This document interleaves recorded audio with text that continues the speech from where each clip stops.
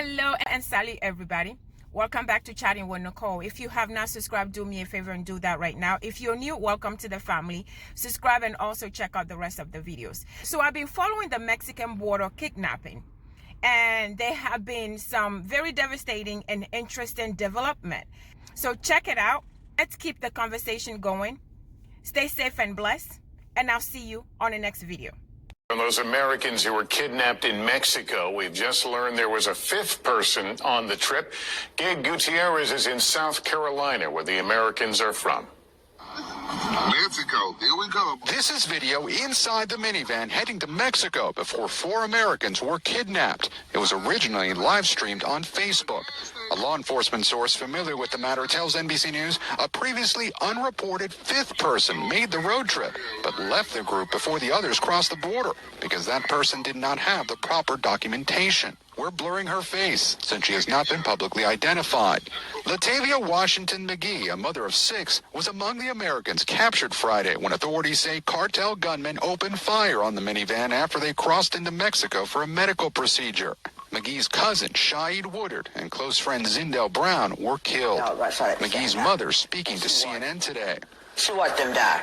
Another member of the group, Eric Williams, was shot in the leg and is now recovering. Did you have any idea that he would make such a trip like this? I was totally shocked. I had no idea he would go to Mexico.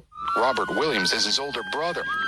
He watched the images of the 2 American survivors being brought back across the border on television. I was overwhelmed with emotion. I was very happy to find out he was okay. I was totally relieved. We're also learning new details about the chilling abduction. Pictures released by Mexican authorities show the gunman trailing the white minivan. More images show travel documents, luggage, debit cards, and cash investigators found inside the vehicle. Over a tense few days, investigators scrambled to several different hospitals in the area to find the victims, discovering them in this wooden shack some 15 miles from Matamoros. Police arrested this man accused of guarding the Americans, but are still searching for the gunman. Today, hundreds of extra troops from the Mexican Army and National Guard arrived in Matamoros to ramp up security. Authorities continue to say that the group of Americans was mistakenly targeted by cartel gunmen, but news of a fifth person on the road trip point to a complex investigation that is only widening. A stunning apology for the kidnapping and murders of Americans on a visit to Mexico is giving rare insight into the thinking of a notorious criminal organization.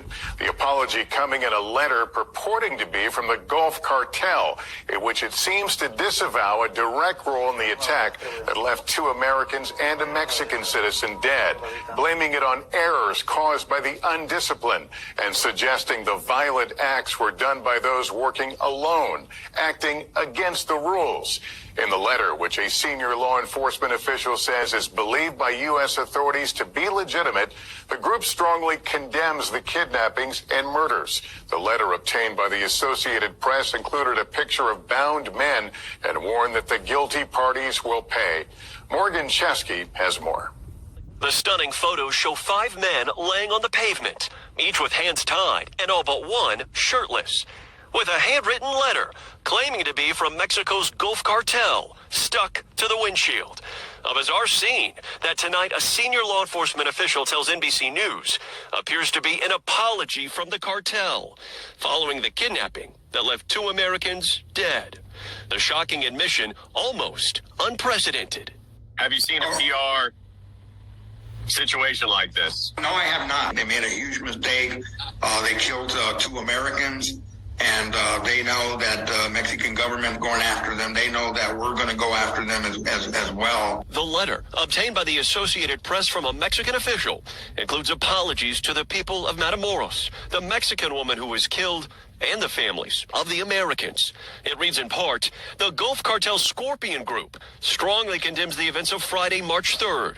For this reason, we have decided to hand over those involved, adding the men acted under their own determination and undisciplined and against the rules in which the cartel has always operated. Mexican authorities have not confirmed if the men are in custody or if they're truly responsible. Meanwhile, in Texas, as officials work to get 2 slain Americans back home, survivor Eric James Williams is recovering His wife sharing doctors placed metal rods in his leg, wounded in the hail of gunfire. Tonight, the cartel ending their letter, asking society to remain calm, closing with the guilty parties will pay, regardless of who they are. Morgan, what more can you tell us about the condition and the status of the American victims? Lester, we know this process to repatriate or recover those 2 Americans have been ongoing for several days now. And just in the last few minutes, our crew witnessed this solemn procession, multiple vehicles crossing this international bridge from Mexico back onto U.S. soil, carrying those 2 Americans. We're told they're headed to a local funeral home, and future arrangements are expected.